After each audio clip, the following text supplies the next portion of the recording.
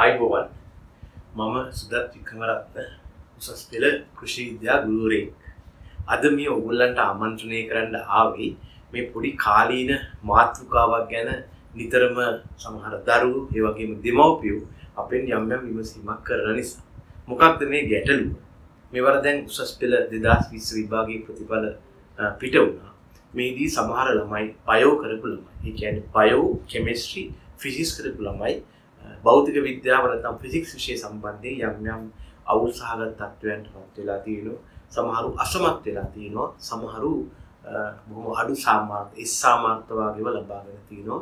ඒ නිසා උන්ට විශ්වවිද්‍යාලයට ඇතුළු වීමේ අවස්ථාව අයින් වෙලා තියෙනවා. ඉතින් බොහෝ ළමයි අහනවා, දෙමව්පියෝ අහනවා, අපි හිතවතුන් අහනවා මේ උසස් පෙළ ෆිසික්ස් වෙනුවට ඇග්‍රිකල්චර් කරන්න පුළුවන්ද? එහෙම කරපුවාම ඒකේ තියෙන තත්ත්වය මොන වගේද කියන එක ගැන අපෙන් නිතර විමසීමක් කරනවා. ඉතින් ඒ ගැන පොඩ්ඩක් තොරතුරු කතා කරන්නයි මම ආවේ. මම මෙතෙන් බලාපොරොත්තු වෙන්නේ නැහැ ෆිසික්ස් කරන එකේ නරක ගැන කතා කරන්න. එහෙම කියන්න මට හැකියාවක් හෝ අයිතියක් නැහැ. මම කතා කරන්නේ ඒ වෙනුවට ඇග්‍රිකල්චර් කරන්න යම් ළමයෙක් ඉදිරිපත් වුණොත් ඔහුට ලබා ගන්න පුළුවන් විශේෂ වාසිදායක තත්ත්වයන් ගැන. ඇත්තෙන්ම ඉතින් දරුවෙක් බයොලොජි කරන ළමයෙක් බයොලොජි, කෙමිස්ට්‍රි, ෆිසික්ස් කියන විෂයන් තුන තෝරගන්නේ වෛද්‍ය විද්‍යාලයට ඇතුළත් වීම සඳහා. එතකොට ඉතින් ඒ යටතේ දරුවා වරක් හෝ දෙවරක් උසස් පෙළ විභාගයට පෙනී සිටපුවාම ඔහුට විශේෂයෙන්ම ෆිසික්ස් වලට ගොඩක් අඩු සාමාර්ථයක් ලැබෙනවා නම් ඔහුට විකල්පයක් ගැන හිතීමට අයිතියක් තියෙනවා. මොකද ඇත්තටම වෛද්‍ය විද්‍යාලයට විශාල තරගයක් පවත්වන ලංකාවෙන් බඳව ගන්න 2000ක් වූ ඊට වඩා අඩු සංඛ්‍යාවක්. ඉතින් මේ ලක්ෂ 3ක් අතරින් මේ 2000ට තේරෙන එක ඇත්තටම විශාල අභියෝගයක් වෙලා තියෙනවා. ඊට අමතරව වෙට් නැත්නම් පශු වෛද්‍ය පීඨයට ගන්න ළමයි 100ක් වගේ සංඛ්‍යාවක්, එතනින් ගියාම ඩෙන්ටල් පීඨයටත් ගන්න ඒ වගේ සංඛ්‍යාවක්. ඉතින් අපි ඔය අරමුණු ටිකම තියාගෙන භෞතික විද්‍යාව කියන අධික තරගකාරී විෂයත් එක්ක ගැටෙන්න ගියාම සමහර ළමයින්ට වෛද්‍ය විද්‍යාලයේ නෙවෙයි අඩුම ගානේ කිසිම විශ්වවිද්‍යාලයකටවත් බැඳීමට නොහැකි අවස්ථා මතුවෙන්න පුළුවන් මේ භෞතික විද්‍යාව හැදෑරීම තුලින්. ඉතින් ඒ නිසා ඒ බඳු දරුවන්ට අපි යෝජනා කරනවා භෞතික විද්‍යාව වෙනුවට විකල්පයක් වශයෙන් කෘෂි විද්‍යාවට බැඳෙන්න කියලා. හැබැයි ඊටාම දක්ෂ, ඊටාම හොඳින් වැඩ කරන්න පුළුවන් හොඳ සාධන මට්ටමක් තියෙන ළමයින්ට අපි කියන්නේ නෑ මෙහෙම කරන්න කියලා. ඒගොල්ලන්ට පුළුවන් ඊළඟ ශෛලියකේ ආපහු වැඩ කරලා ෆිසික්ස්ම කරලා ඒගොල්ලන්ගේ වෛද්‍ය විද්‍යාල ආදී ඉලක්ක වලට යන්න. නමුත් සාමාන්‍ය අපි කියන ඇවරේජ් ළමයෙක් උට ළඟා වෙන්න ඊටාම අපහසු මේ ඉලක්කයට ගැටිලා. මොකද අපිට උසස් පෙළ අත්හදා බලන්න කරන්න බෑ. අපට ලැබෙන්නේ අවස්ථා තුනයි. ඒකෙන් එක වතාවක් හෝ උපරිමව දෙවතාවක් කරලා අපට හොඳ ප්‍රතිඵල ලබා ගන්නට අමාරු වුණොත් මේ භෞතික විද්‍යාව සීමාකාරී වීම නිසා අපගේ සමස්ත විශ්වවිද්‍යාල අවස්ථාවන්ම ගිලිහී යනවා නම් ඔහුට ඔයයට අයිතියක් තියෙනවා ඒ වෙනුවට Tamanට දරා ගන්න පුළුවන් විෂයකට මාරු වෙලා එමගින් මේ කිටි කාලය තුල අහිමි වෙන්න යන විශ්වවිද්‍යාල වරමුවක් බේරා ගන්නට. ඉතින් කිසියම් දරුවෙක් එහෙම කල්පනා කරනවා නම් ඔහුට හොඳම විකල්පය තමයි භෞතික විද්‍යාව වෙනුවට කෘෂි විද්‍යාවට මාරු වෙන්නේ. ඒකට හැබැයි ඒකම මම අර කලින් කිව්වා වගේ ඒ ළමයාට අහිමි වෙනවා මෙඩිසින්, ඩෙන්ටල්, වෙට් ඒ වගේම තවත් සමහර උපාධි පාඨමාලා කීපයකට ෆිසික්ස් වෙනුවට ඇග්‍රිකල්චර් කරපු කට්ටියව තෝරාගන්නේ නැහැ. උදාහරණයක් කිව්වොත් ඔය ෆුඩ් සයන්ස් ඇන්ඩ් ටෙක්නොලොජි ඒ වගේම නර්සිං වැනි උපාධි කීපයක් තියෙනවා. ඒවට ෆිසික්ස් වෙනුවට ඇග්‍රිකල්චර් කරපු ළමයි තෝරාගන්නේ නැහැ. ඉතින් මේ අවස්ථාවත් ටික නම් ගිලිහී යනවා. නමුත් ඇත්තටම මේවාට බඳව ගන්න ඉතාම සීමිත සංඛ්‍යාවක් නිසා ඒකට තරග කිරීම ඇත්තෙන්ම ටිකක් අපහසු ක්‍රියාවක්.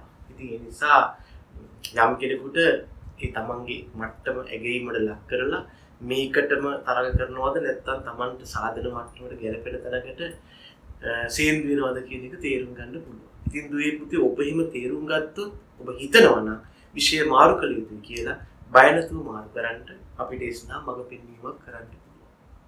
එතකොට යම් ළමයෙකුට ෆිසික්ස් වෙනුවට ඇග්‍රිකල්චර් වලට මාරු වෙනකොට පළවෙනිම ප්‍රශ්නේ උගත් අය අහන එකක් තමයි මේ සඳහා ඉතිරිව තියෙන කාලය. දැන් විභාගයේ ප්‍රකාශයට පත් කරලා තිබුණේ ඇත්තටම තියෙන කාලේ මාස 5ක් හෝ 6ක් පමණ කියලා හිතාගෙන වැඩ කළාට කමක් නැහැ. මේක අපි දන්නේ නැහැ මේ කල්යාම ඇත්තටම 2021ට වරන්ගුදු නැද්ද කියන්න. ඒ නිසා මාස 5ක් පමණ කාලයක් ගැන හිතාගෙන වැඩ කළාට කමක් නැහැ. ඉතින් කෙනෙක් අහන්න පුළුවන් උසස් පෙළ විෂයක් හදාරපු එකක් නවත්තලා අලුත් විෂයකට ඇවිල්ලා මාස 6ක් වගේ කෙටි කාලයකින් මේක කරගන්න පුළුවන්ද කියලා. ඇත්තෙන්ම දෙන්න තියෙන උත්තරේ තමයි ඇත්තෙන්ම මේක කරගන්න පුළුවන්. මේක කරගත්ත ළමයි විශාල සංඛ්‍යාවක් ලංකාවේ ඉන්නවා මීට කලින් අවුරුදු වල ඉඳලා. හරි මඟ පෙන්වීමක් ලැබුණොත් මේ වැඩේ කරගන්න. මේ අවුරුද්දේ යම් සංඛ්‍යාවක් මේ වැඩේට පෙළඹෙනවා. ඒ නිසා ඒක ඉස්සරලාම මේ වැඩේට බහින පළවෙනි ළමයා ඔබ නෙවෙයි මේක ඊටාම සාර්ථකව අපේ රටේ ක්‍රියාත්මක කරපු වැඩසටහන. ඉතින් ඔබටත් පුළුවන් මේකට සම්බන්ධ වෙලා ප්‍රතිලාභ ලබා ගන්න. ඒ නිසා කාලය පිළිබඳව පොඩ්ඩක්වත් බයක් තියාගන්න එපා. හැබැයි හරි සැලැස්මක් ඔබට හදලා දෙන්න ඕන. ඒව සැලැස්මක් ලැබුණොත් ඔබට මේක කරගන්න පුළුවන්. ඒ පළවෙනි එක. ඒ නිසා ඒකට මොකද උත්තරේ තමයි පැහැදිලිව මේක කළ හැකි දෙයක්. උගක් ළමයි අහන කතාවක් තමයි සර් මේ කෙටි කාලය තුල කරගන්න පුළුවන්. මම ඇත්තටම මේ ප්‍රෝග්‍රෑම් එක ඔබට ඉදිරිපත් කරන්නත් හේතුව මේ ගැන කතා කරන්නයි පැහැදිලිවම මේක කරන්න පුළුවන්. මේක අපි කරනවා. ඒ නිසා බයක් තියාගන්න එපා. මුලින්ම ඒ ගැන. දෙවෙනුව ඔබට ෆිසික්ස් වලින් ඇග්‍රි වලට මාරු වුනහම පළවෙනි වාසිය තමයි ඇග්‍රිකල්චර් කියන්නේ ඉතාම පහසු විෂයක්. මේකේ අර භෞතික විද්‍යාවේ වගේ විශාල ගණිත ගැටලු, සමීකරණ, සංඛ්‍යා, සුළු කිරීම, සමීකරණ, සූත්‍රේව නැහැ. සාපේක්ෂව පහසුවෙන් මේක කරගන්න පුළුවන්. මේකේ තියෙන විශේෂම ලක්ෂණය තමයි භෞතික විද්‍යාව. මොකද මම අවුරුදු 30ක් පමණ වැඩ කරපු ගුරුවරයෙක් ළමයි එක්ක මම මේක බොහොම අවංකව නිහතමානීව පිළිගන්නවා. සාමාන්‍යයෙන් ඇග්‍රිකල්චර් වලට ෆිසික්ස් වලින් මාරු වෙලා ආපු ළමයි ඉතා කෙටි කාලයක් තුළදී මේ විෂය ග්‍රහණය කරගන්නවා. ඒක ඊටාම පළපුරුද්දෙන් යුක්තව මට කියන්න පුළුවන්. ඒ නිසා ඒ ගැන ගැටලුවක් තියාගන්න එපා. මේක අර මොකද අර ඒගොල්ලෝ භෞතික විද්‍යාවට ටිකක් ඔය සංකීර්ණ දේවල් එක ගැටිලා මේක ඒගොල්ලෝ ඉතා පහසුවෙන් ග්‍රහණය කරගන්නවා. සමහරවිට තියෙන උනන්දුව හා කැපවීමත් මේකට බලපානවා ඇති. මොකද ඒ ළමයි දන්නවා දැන් විකල්පයක් වශයෙන් ඇග්‍රි වලට මාරු වුණා නම් තියෙන එකම උත්තරේ විශ්වවිද්‍යාලයට යන්නේ ඒකමයි. මොකද ඇත්තටම ළමයි ෆිසික්ස් වලින් ඇග්‍රිකල්චර් වලට මාරු වෙන්න ඕන ප්‍රධානම හා එකම හේතුව කුමක් හෝ විශ්වවිද්‍යාලයකට බැඳෙන්න බලාගෙනයි. එහෙම නැත්නම් මේ විෂය මාරු කරන එක තේරුමක් නෑ. ඇග්‍රිකල්චර් වලට මාරු විය යුත්තේ අනිවාර්යයෙන්ම ෆිසික්ස් වලට ඔබට ලැබුණු S එක වෙනුවට නැත්නම් ෆේල් එක වෙනුවට අනිවාර්යයෙන්ම A එකක් හෝ B එකක් ගන්න බලාගෙන. ඉතින් ඇත්තටම මේක කරන්න පුළුවන් දෙයක්. ඊටාම පහසු විෂයක් නිසා මේක කරගන්න පුළුවන්. නිසි මඟ පෙන්වීමක් යටතේ. එතකොට ඇග්‍රිකල්චර් පහසු විෂයක් වෙන නිසා ඔබට මානසික විවේකයක්, පොඩි ඒකාග්‍රතාවයක් හා පොඩි ස්පාසුවක් ලැබෙනවා. ඔබට ලැබෙන මේ විවේකයේ ස්පාසුව, ඒ පහසුව ඔබට පුළුවන් ඔබගේ බයොලොජි හා කෙමිස්ට්‍රි කියන විෂයන් දෙකට යොදවන්න. ඒ මගින් ඔබේ බයොලොජි හා කෙමිස්ට්‍රි වලට පොඩි ප්‍රතිලාභයක් ගන්න පුළුවන්. කලින් තිබුණාට වඩා ඉස්සරහට ගමන් කරන්න පුළුවන් ඒ විෂයන් දෙක තුන. ඒ නිසා කවුරු හරි වැරදි ආකල්පයක් ගන්න එපා. මම බය කරන්න ඕනේ නැහැ කවුරුත්. මේ ඇග්‍රිකල්චර් වලට මාරුණයි කියලා දිවාරය යනතකා මාර කට්ටක් කෑවොත් විතරයි. එහෙම නැහැ. ඔබ අර ෆිසික්ස් වලට වැඩ කර විදිහට වැඩ කරගෙන යන්න. විෂයේ තියෙන ලක්ෂණ නිසා ඔබට හොඳ ප්‍රතිඵලයකට යන්න. මම විෂය අව탁සිර කරනවා නෙවෙයි. එහෙම කරන්න මට කිසිම ඕනාවක් නැහැ. වසර 30ක් තිස්සේ මේ මමත් එක්ක ගැටුණු විෂය. නමුත් බොරුවට තේකෝපේ කිමුලන් නිර්මාණය කිරීමට මම කැමති නෑ. ඒ නිසා ඇත්තටම මේක කළ හැකි ඉලක්කයක්. කෙනෙකුට යන්න පුළුවන් ඉලක්කයක්. ඒ නිසා මම බය නැතුව කියන්නේ දෙපාරක් හිතන්න මේ තීරණය ගන්න විෂය මාරු කරන්න. ඔබ කැමති පන්තියකට බැඳෙන්න එක් ගැටලුවක් නෑ. හැබැයි මේ විෂය මාරු කිරීමේ තීරණයට මැලි වෙන්න එපා. බල හිත ඉන්න එපා. කරන්න පුළුවන්. මොකද මේක පහසු විෂය නිර්දේශයක් තියෙනවා. ඒතර ඔයගොල්ලෝ ගාව අදහසක් තියෙන්න පුළුවන් සමහර වෙලාවට අපි කවදාවත් ඇග්‍රිකල්චර් කරලා නැහැ, O levels වලටත් කරලා නැහැ, මේක අලුත්ම විෂයක් කියන්නේ නැහැ. එහෙම බයක් වෙන්න එපා. කොහොමත් අපිත් එක්ක වැඩ කරන සාමාන්‍ය උසස් පෙළ ඇග්‍රිකල්චර් වලට අලුතින්ම කියන්නේ මුලින් ඉඳලා මෙන්න ළමයි පවා බහුතරයක් සාමාන්‍ය පෙළට ඇග්‍රිකල්චර් කරපු අය නෙමෙයි. ඒගොල්ලෝ අලුතින්ම විෂය ඉගෙන ගන්නවා. ඒක ගැටලුවක් නෙවෙයි. සාමාන්‍ය පෙළට ඇග්‍රිකල්චර් කරලා තිබුණද නැද්ද කියන එක මෙතෙන්දී අදාළ වෙන්නේ නැහැ. ඒකට හේතුව මේ ඇග්‍රිකල්චර් කියලා හුඟක් අය හිතාගෙන ඉන්න විදිහ දෙකක් නෙමෙයි මෙතන තියෙන්නේ. මේක ඊටාම සරල, ඒ වගේම සුන්දර, ඒ වගේම ඊටාම කාලෝචිත පාඨමාලාවක්. අනික් අතට ඔබ උසස් පෙළ සාමාන්‍ය පෙළට ඇග්‍රිකල්චර් නොකලාට දරුවෝ ඔබගේ අනිකුත් විෂයන් යටතේ මේකට අවශ්‍ය යම් යම් තොරතුරු දැනටමත් දැනගෙන ඉන්න ෆිසික්ස් කළාට. මේකෙන් සෑහෙන කොටසක් ඔබගේ බයොලොජි වලදී කවර් වෙනවා. උදාහරණයක් පලිබෝධ වගේ දේවල්, ප්‍රවේණි විද්‍යාව වගේ දේවල්, ශාක කායික විද්‍යාව වගේ දේවල්, ශාක අභිජනනීය වගේ දේවල්. මොකද කෘෂිකර්ම ඒකකයේ තුල කෘෂිකර්ම විෂය නිර්දේශයේ තුල ඒකක 19ක් තියෙනවා. මම ඔය නම් කිව්වේ ඔය 19න් ඒකක 4ක් 5ක්.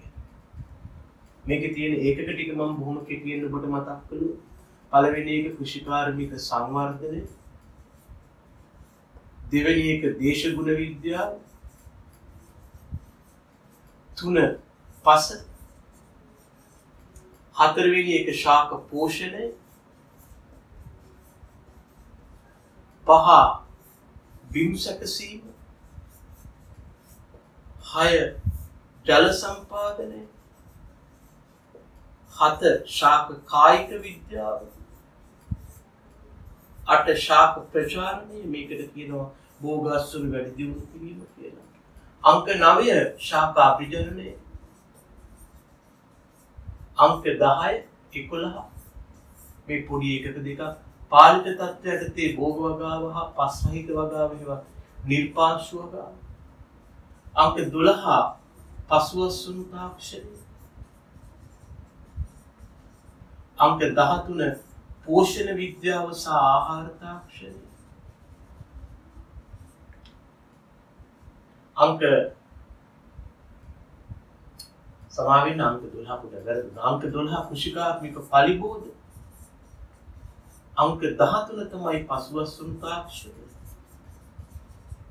අංක 14 තමයි පෝෂණ විද්‍යාව හා ආහාර තාක්ෂණය, අංක 15 සත්ත්ව පාලනය, අංක 16 කෘෂිකර්ම ආර්ථික විද්‍යාව හේවත් ඉකොනොමික්ස්, අංක 17 කෘෂිකාර්මික අපි කියනවා තිරසාර කෘෂිකර්මය කියලා, අංක 18 කෘෂිකාර්මික ආපදා අනතුරුවාදී, අංක 19 කෘෂිකාර්මික ගැටලු.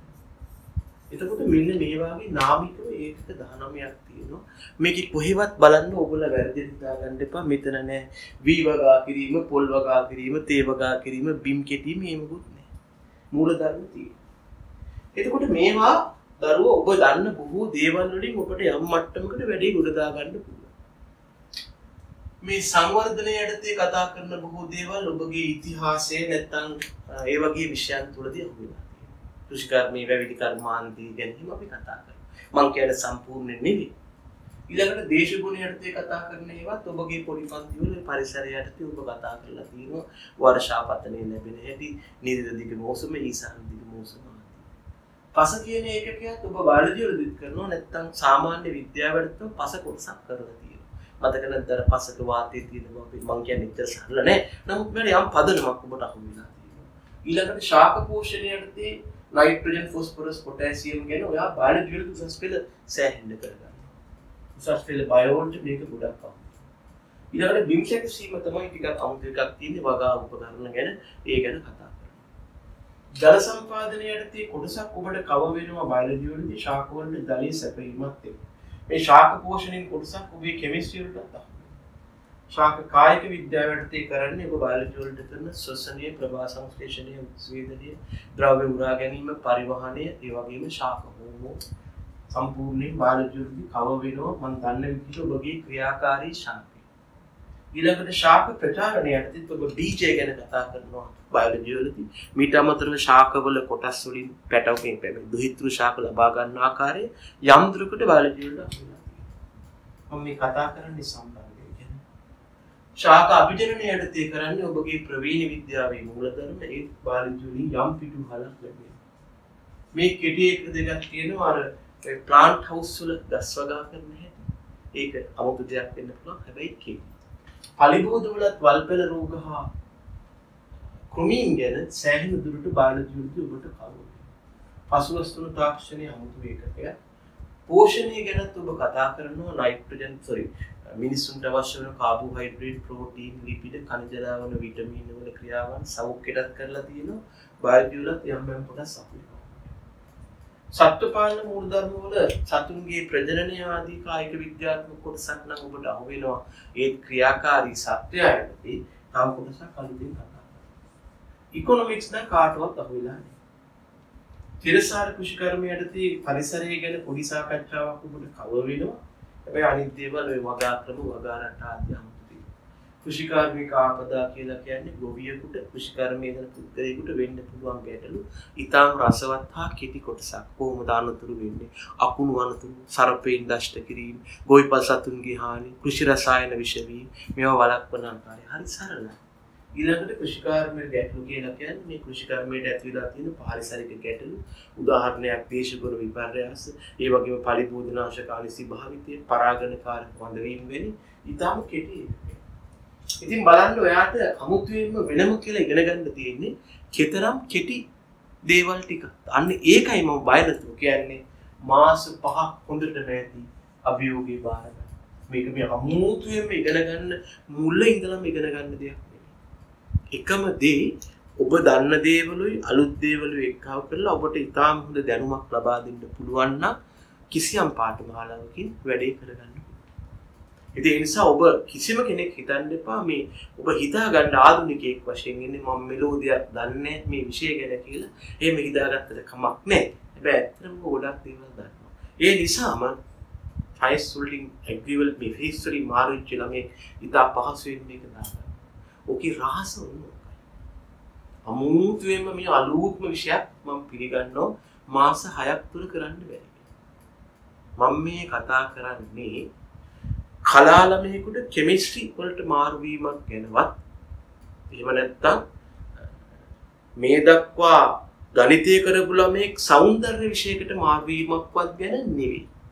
ඔබ දන්න ඔබේ ඇඟේ තියෙන ඔබගේ සමස්ත අවුරුදු 12ක හෝ 13ක අධ්‍යාපන කාලය තුල වරින් වරින් කොටස් වශයෙන් අහුවෙලා ඉගෙනගෙන තියෙන ඉගෙනගත්ත බව නොදන්න විෂයකට නාමිකව අලුතෙන්ම ගියා කියන සංකල්පය. ඒ නිසා පුතා මේක බය වෙන්න එපා කරන්න පුළුවන්. මේ තියෙන්නේ ඒකට 19. ඔබට බොහෝ කොට මේ ටික ළමයි අමාරුයි කියලා හුඟක් ළමයි හිතන්නේ. ඒ ටික කවර් කරගන්න ඉතාම පහසුවෙන්. ඔන්න ඕකයි කාලය සම්බන්ධයෙන් මට දෙන්න පුළුවන් පැහැදිලි කිරීම. දෙවනුව මේකේ ඊටාම දැඩි සමීකරණ ගණිත ගැටලු වෙන්නේ ඒ වගේ ආපදා සහිත ස්ථාන නෑ. මම කියන්නේ නැහැ ඇග්‍රිකල්චර් වල සමීකරණ ගණිත ගැටලු නැහැ කියලා. ඇත්තටම තියෙනවා. නමුත් වාසනාවකට වගේ අපේ උසස් පෙළ මට්ටමේදී ඊටා දැඩි මේ බඳු සමීකරණ ගණිත ගැටලු ආදී නැහැ. තිබුණත් මම අත්දැකීමෙන් දැක්කේ තියෙනවා අර සබ්ජෙක්ට්ස් මාර්ක් කරපු කට්ටිය ටක් ගාලේ සුළු කිරීම ටික කරගන්නවා. සුළු කිරීම හුඟක් අය දුර්වලතාවයන් දක්වන්නේ. ඒ නිසා ඒකත් ඔබ ගැටලුවක් කරගන්න. ඉතින් ඒ නිසා ඇත්තටම විධිමත් වැඩපිළිවෙලක් සහිත ගුරුවරයෙක් ළඟදී ඔබ මේ විෂය මාරු කළාට කිසි ගැටලුවක් නැහැ. හැබැයි ඒකට සැලැස්මක් තියෙන්න ඕනේ ගුරුවරයා ඒ වගකීම බාර ගන්න ඕනේ. එහෙම නැත්නම් ඔබ අනාථ නාථ බවට පත් වෙනවා. ඒක මම පිළිගන්නවා. එතකොට අල්ලපු අත්තත් නැහැ, පය ගහපු අත්තත් නැහැ. සබ්ජෙක්ට්ස් එක මාරු කරන්න ඕනේ. සබ්ජෙක්ට්ස් ඇග්‍රිවල් මේ ෆිසික්ස් වලින් ඇග්‍රිවල්ට එන්න ඕනේ. ඩෙෆිනිට්ලි A එකක් හෝ අඩුම ගානේ B එකක් ගන්න බලන්න.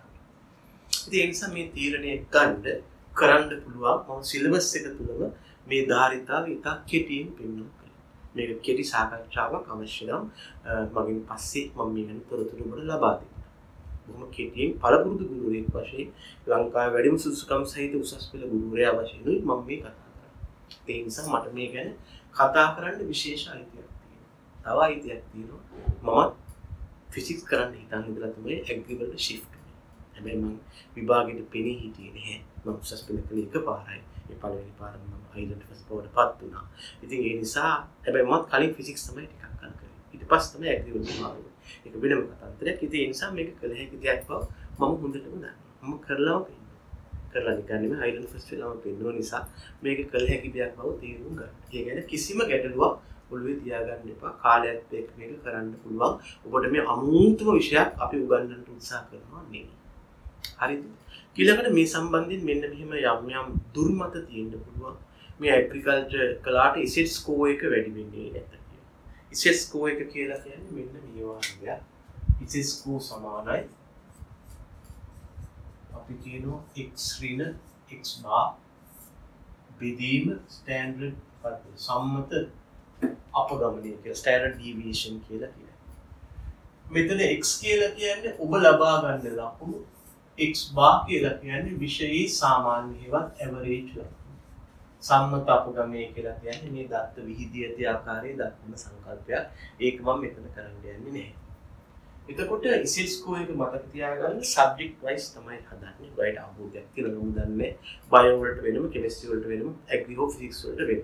හදලා මේ තුන එකට එකතු කරනවා. එකතු කරලා තමයි ඔබගේ ඉසෙට් ස්කෝර් එක ඉදිරිපත් කරන්නේ. මෙතෙන්දී ෆිසික්ස් කරන අයගේ A level වලට බයෝ කරන අයගේ ඇග්‍රි කරන අයගේ එකම සෙට් ස්කෝර් එකක් තමයි රෑන්කින් වලදී ගන්න. ඒකත් පිළිගන්න. එතකොට දැනගන්න මෙතන x bar එක ගොඩාක් අඩු වෙලා ඔබගේ x එක වැඩි වුණොත් තමයි මේ ලකුණු වැඩි වෙන්නේ. ඉසෙට් ස්කෝර් එක වැඩි වෙන්නේ එතන. ඒ කියන්නේ ළමයි ඔක්කොගේම සාමාන්‍යයෙන් 20ක් වෙලා ඔබ 80ක් ගත්තොත් 80 රින 20 සමානයි උඩ තියෙන 60ක්. ඒක ලොකු. හැබැයි එහෙම වෙන්න නම් එතකොට දැන් ඔය සමහරවිට ෆිසික්ස් කරපුවාම ඉසෙට් ස්කෝර් එක වැඩි වෙනවා කියන්නේ මෙන්න මේ කතාව. ඒ කියන්නේ මොකක්ද? ළමයින්ගේ සාමාන්‍ය අගය කියන්නේ ළමයි ඔක්කොගේම ලකුණු ගාන එකව කරලා ළමයි ගානෙන් බෙදපුවාම ලැබෙන අගය. මේකට අපි කියනවා x bar කියලා. x bar සමානයි summation x බෙදනවා n. x වල අගය සංඛ්‍යාවෙන් බෙදලා තමයි x කියපම එක වැඩ නැහැ මම නිකන් කිව්වේ. එතකොට ළමයින්ගේ සාමාන්‍ය අගය 20යි කියලා කියන්නේ මොකක්ද? මේක අමාරු පේපර් එකක්. ළමයි හුඟක් කරන් තියෙන්නේ 20 වාගේ වෙලා. ඉතින් ඔක්කොම ළමයි 20ක් ගන්න වෙලාවේ ඔයා 80ක් ගත්තොත් තමයි ඔයාට 60ක් උඩ ලබා ගන්න පුළුවන්. මට පොඩි ප්‍රශ්නයක් තියෙනවා. අනික ඔක්කොම 20ක් ගන්න වෙලාවක ඔයා සැබෑ දක්ෂයෙක් වෙලා 60ක් ගන්නවා නම් ඇත්තෙන්ම විෂය මාරු කරන්න එපා. ඒකම කරගෙන යන්න. නමුත් බහුතරයක් දෙනා 20ක් ගන්න වෙලාවක ඔබටත් ලැබෙන්නේ 25ක් හෝ 30ක් නම් තේරුණා. ඒ නිසා ෆිසික්ස් වලින් හොඳ ඉසෙට් ස්කෝර් එකට යන්න පුළුවන් දක්ෂ ළමයින්ට. එහෙම නැතුව අයට එච්චර ලොකු දුරකට අමාරුයි කරගන්න. ඉතින් දක්ෂය විෂය මාරු කරන්න එපා. නමුත් අදක්ෂ ළමයෙක් කළාට මේක 20 නම් ඔබේ 20. ඒක උඩ බිඳුව. එහෙම නැත්නම් ඔබේ 25 උඩ 5. බැරි වෙලාවත් මේක 20ක් වෙලා ඔබේ 15ක් වුණොත් මොකද වෙන්නේ? ඒ විෂයේ ඔබේ ඉසෙට් ස්කෝර් එක ඍණ වෙනවා. එතකොට ධන ඉසෙට් ස්කෝර් ගන්න විෂයන්ගෙන් මේක අඩු වෙච්චාම ඔබේ අවසාන අගය ඩ්‍රොප් වෙනවා. ඊට වැඩි හොඳ විෂය නොකර හිටියන. නේද? අනිත් නිසා දැනගන්න ඉසෙට් ස්කෝර් එකට ඇග්‍රිකල්චර් කළා කියලා ලොකු හානියක් වෙන්නේ නැහැ. එන්න හානියක් වෙන්නේ මෙතන ඔබත් අනිත් අය 20ක් ගන්න වෙලාවට ඔබත් 20ක් ගන්නවා. නමුත් ඔබ හොඳට මහන්සි වුණොත් මොකද ඇග්‍රිකල්චර් වල x bar එක ටිකක් අඩු වෙන්න හේතු කීපයක් තියෙනවා. එකක් තමයි විවිධ පළාත්වල අඩු පහසුකම් තියෙන පැති වලම ඇග්‍රිකල්චර් කරනවා. ඒගොල්ලන්ගේ සාධන මට්ටමේ ගැටලු තියෙනවා. විවිධ විෂය ධාරාවන් එක්ක ළමයි ඇග්‍රිකල්චර් කරනවා. ඒගොල්ලන්ගේ සාධන මට්ටම් වල ගැටලු තියෙන නිසා ඒක වාසියක් වශයෙන් ක්‍රියා කරනවා. ඒ වගේ මේ x bar එක විතර අඩු වෙනවා.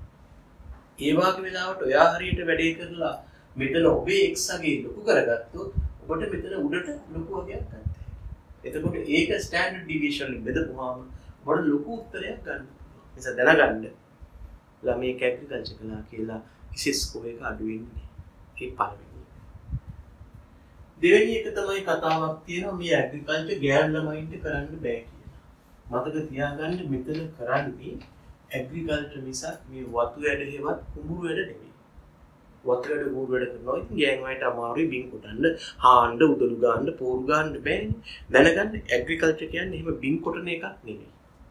ඇග්‍රිකල්චර් උපාධියකට ඔබ විශ්වවිද්‍යාලයට ගියාට පස්සේ ඔබට මාස 6ක හෝ මාස 8ක පමණ ශ්‍රේෂ්ඨ පුහුණුවක් ලැබෙනවා. පේරාදෙණියට ගන්න ළමයින්ට නම් හයිලු පල්ලම පුහුණු විශ්වවිද්‍යාල කට්ටියට නම් එතරම් තියෙනවා.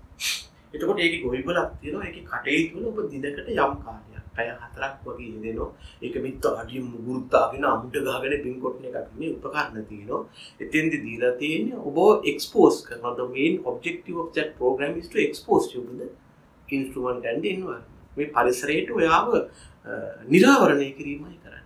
ඒ මගින් ඔබට මේ උපකරණ කොහොමද සත්තු කොහොමද ආදී පිළිබඳව ඔබට යම් අවබෝධයක් ස්කිල් එකක් ලබා දෙනවා. එහෙම නැත්නම් ඔබට මේ වෘත්තිය තුල පවතින්න බෑනේ. ඒකයි නැතුව මේක හිතන්න එපා.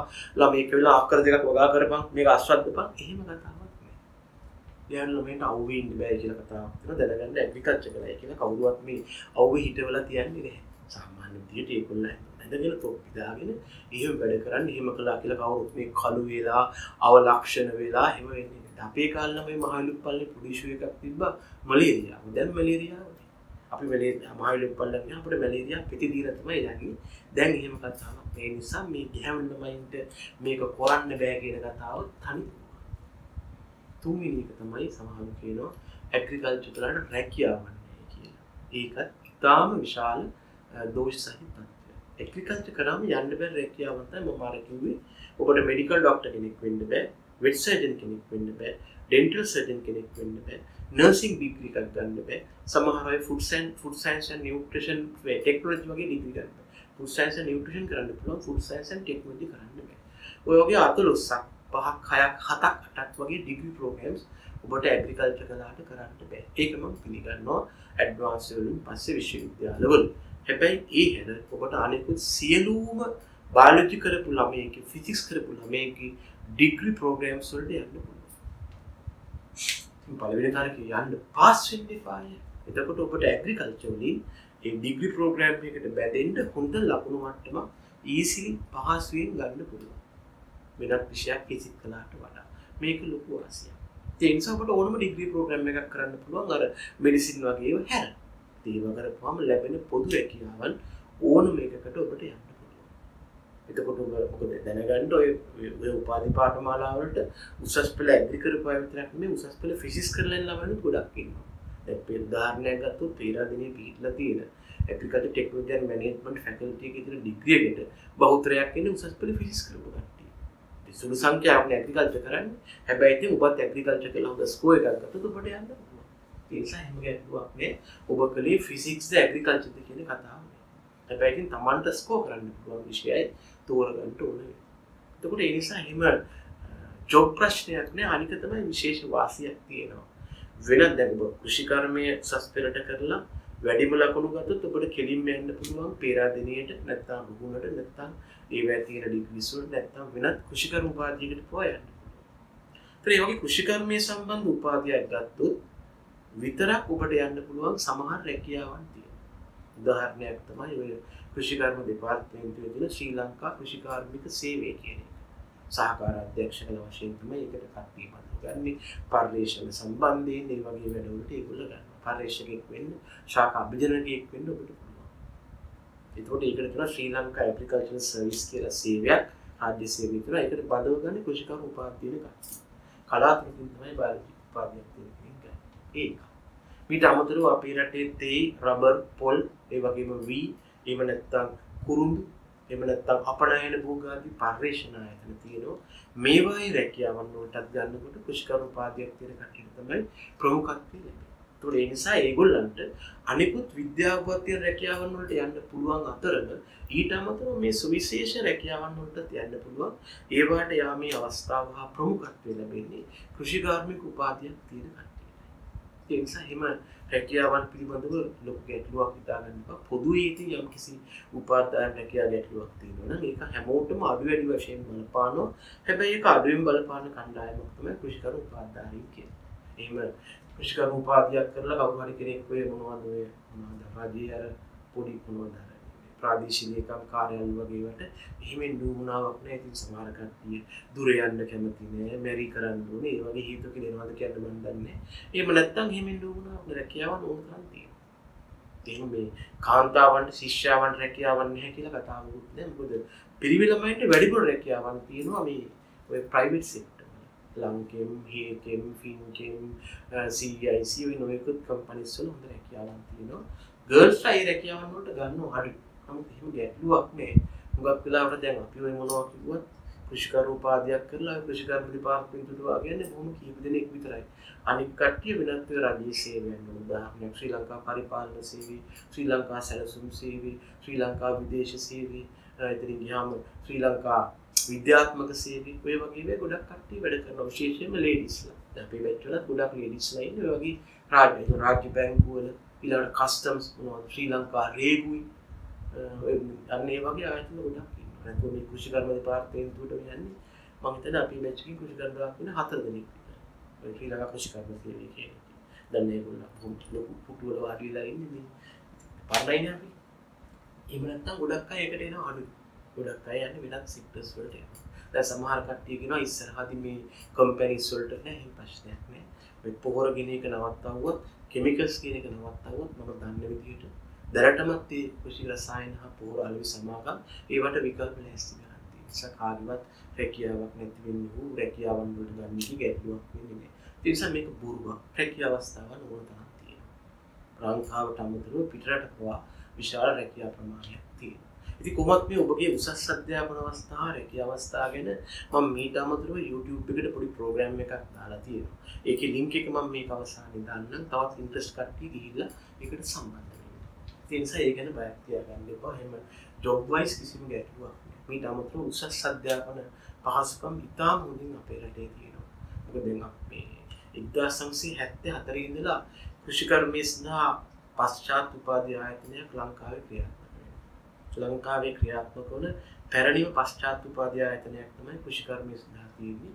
මේකට විශාල ළමයි සංඛ්‍යාවක් පදවනවා. ඒ නිසා රැකියාවන් කරන අය ඒ වගේ අය ඉන්නවා. ඉතින් ඒ නිසා කෘෂිකර්මයේ ඔබට ප්‍රථම උපාධියක් ගත්තට පස්සේ ඔබ පොඩ්ඩක් දක්ෂව වැඩ කරනවා නම් ඔබට MSc එකක් හරි වෙන පශ්චාත් උපාධියක් හරි ගැනීමේ ගැටලුවක් නෑ. මේ රැකියාවේ උපාධි අවස්ථා තියෙනවා පිටරට ගිහිල්ලා ඒව කරගන්න පුළුවන්.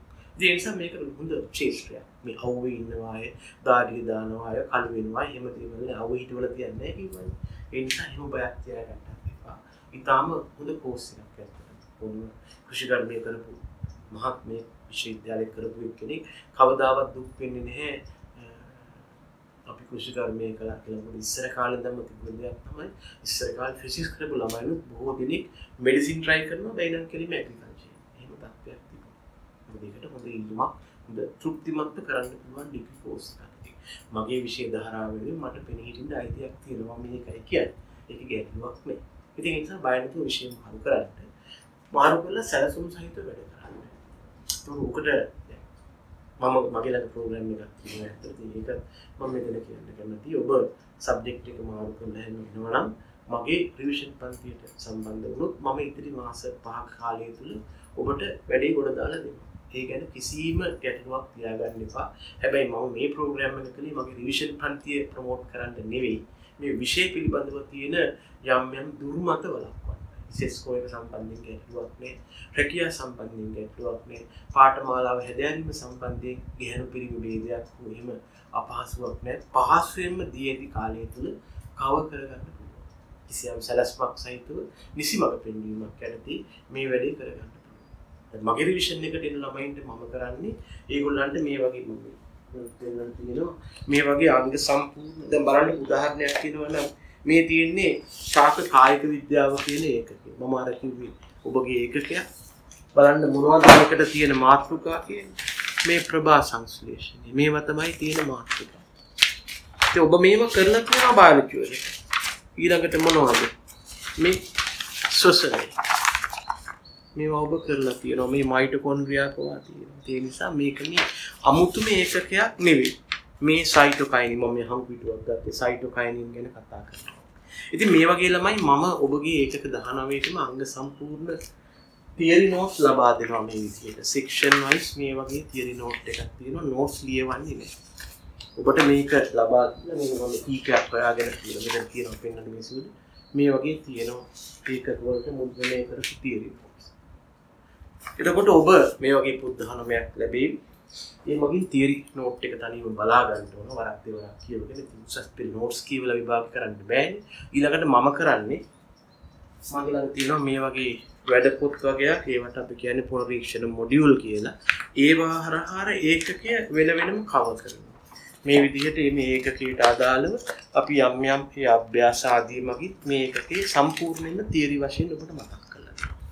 එතකොට වරක් දෙවරක් ඇග්‍රිකල්චර් කරපු ළමයින්ට ඒගොල්ලන්ගේ තියරි ක්‍රමානුකූලව ඉගෙන ගන්න පුළුවන්. අලුතෙන්ම සබ්ජෙක්ට් එකට ආපු ළමයි මේක තුලින් සම්පූර්ණ තියරි කතා කරනවා.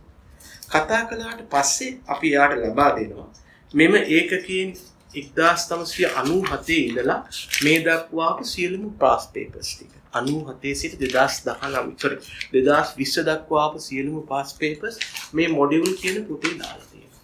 ඔබ තනියම මේ පාස් පේපර්ස් ප්‍රශ්න කළ යුතු වෙනවා. ඊළඟට තමන්ගේ දැනුම ඒකකයේ අවසානයේ දැනගන්න පුළුවන්. එතකොට ඔබට ඔබගේ උත්තර මේ දී ඇති උත්තරයක ගලපන්න පුළුවන්.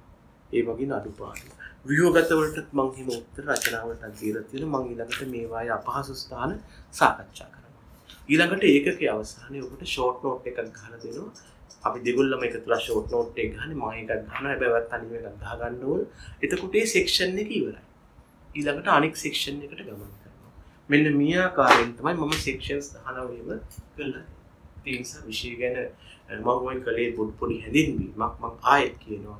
කවුරු හරි සබ්ජෙක්ට් මාරු කරන්න ඉන්නවා නම් බය වෙන්න එපා. සබ්ජෙක්ට් එක මාරු කරලා ඇග්‍රිකල්චර් වලට එන්න හොඳට කරගත්තොත් අනිවාර්යෙන්ම ඔබට විශ්වවිද්‍යාලය යන්න පුළුවන්. අනිත් පැත්තෙන් ඔබට යම්කිසි ඉතාම අවාසනාවන්ත දෙයක් වෙලා ඇග්‍රිකල්චර් කළත් විශ්වවිද්‍යාලය යන්න බැරි වුණොත් එහෙම ෆිසික්ස් කරලා අසමත් වෙච්ච ළමයෙක් නම් ඔබ අනිවාර්යෙන් ඔබට ඇග්‍රිකල්චර් කරලා සබ්ජෙක්ට්ස් තුන පාස් වෙන්න. ෆිසික්ස් කරලා ෆේල් වෙන්න හිටියනම් ඇග්‍රිකල්චර් කරලා අඩුම ගානේ ඔබට සබ්ජෙක්ට්ස් තුන පාස් කරගන්න පුළුවන්. හැබැයි මම යෝජනා කරනවා සබ්ජෙක්ට් පාස් වෙන්න විතරක් ඇග්‍රිකල්චර් කරන්න එපා කියලා. එහෙම ඔබ සබ්ජෙක්ට්ස් තුනවත් අඩුම ගානේ පාස් වුණොත් ඔබට ඒකත් එක්ක ගොඩාක් රැකියා අවස්ථා ලැබෙනවා. නර්සින් යන්න පුළුවන්, විද්‍යාපීඨ යන්න පුළුවන්, රජයේ සමහර තනතුරු වලට උදාහරණයක් ඔය පොලිසියේ SI මහත්තුරු වෙන්න, එහෙම නැත්නම් හමුදාවේ ඔෆිසර් කඩිට්ස්ලා වෙන්න සබ්ජෙක්ට්ස් තුන තියෙනවා. එහෙම නැතුව අනිත් දෙකට B දෙකක් ගත්තත් ෆිසික්ස් ෆේල් නම් යන්න බෑ. ඉතින් ඔබට මේ අවස්ථාව ලැබෙනවා. මීට අමතරව ඔබට පුළුවන් උසස් පෙළ ඇග්‍රිකල්චර් කරපුවාම විශ්වවිද්‍යාලයට බැහැ නම් කෘෂිකර්මය සඳහා ඩිප්ලෝමා පාඨමාල අපේ රටේ තියෙනවා. කුණ්ඩසාලි, ඒ වගේම හාඩියේකේ, එහෙම නැත්නම් තාක්ෂණ හා කාර්ය විද්‍යාලවල NVQ 6 කියන මට්ටමේ කෘෂිකර්ම ඩිප්ලෝමා පාඨමාලා තියෙනවා. ඇඩ්වාන්ස් ලෙවල් වැඩතුන පාස් වුණාට යන්න පුළුවන්. ඒක කරනවත් එක්කම ඔබට ඒ මගින් කෘෂිකර්ම උපදේශක නැත්නම් සත්ත්ව සංවර්ධන උපදේශක වැනි පොල් සංවර්ධන නිලධාරීන් හැකියාවකට ය아가න්න පුළුවන් වෙනවා රාජ්‍ය සේවයට. මේ වගේ අවස්ථාවන් බොහොම තියෙනවා. ඉතින් ඒ නිසා බය නැතුව විෂය මාරු කරනවා නම් කල්යල් නොයවා ඒ වැඩේ කරන්න. ඒ මාරු කරනවා මගෙත් එක්ක වැඩ කරන්න කැමති නම් මගෙත් එක්ක සම්බන්ධ වෙන්න. මගේ දුරකථන අංකා කියලා මම දෙනවා. සම්බන්ධ වෙන්න හැටි මම කියලා දෙනවා. දැනට ක්ලාස් එක තියෙන්නේ ඔන්ලයින් විතරයි. අපි රටේ හපත් වුණාම මහනුවර කුරුණෑගල ගම්පහ නුගේගොඩ රෝල් ක්ලාසස් ආරම්භ කරනවා. ඒක කන්ටිනියු කරන් යනවා ඔන්ලයින් එකක් විදිහටම යනවා. ඉතින් ඔබට ඒක අපහසු නම් සුදුසුකම් සහිත ඕනම ගුරුවරයෙක් තෝරගන්න. මම කියන්නේ මේ කොහොම මගේ ළඟට එන්න හොයීම අවශ්‍යයි කියලා කොහොම හරි විෂය වෙනුවෙන් මට පෙනී හිටින්න අයිතියක් තියෙනවා. මේක වසර 30ක් තිස්සේ අපි ඉගෙන ගත්ත, අපි උගන්වන, අපි ජීවත් වෙන විෂය. ඒක තුළට කෙනෙක් ප්‍රවිෂ්ඨ වෙන්න බලන් ඉන්නවා නම් විවර මාර්ග පෙන්눔 කරලා දොරටු විවර කරලා යාව ඇතුල් කරගන්න එක අපිට තියෙන යුතුයකමක් වගේ. එහෙනම් මගේ තොරතුරු ටික මෙතන දැන් කිරි යනවා ඇති. ඔබට ඒ මත විෂයන් මාර්ග කරලා ඉතාම හොඳින් ගොඩ යන්න. එහෙනම් ඔබේ ජීවිතයම ගොඩනගන කෘෂි විද්‍යා ගුරුවරයා සුදත් වික්‍රමරත්න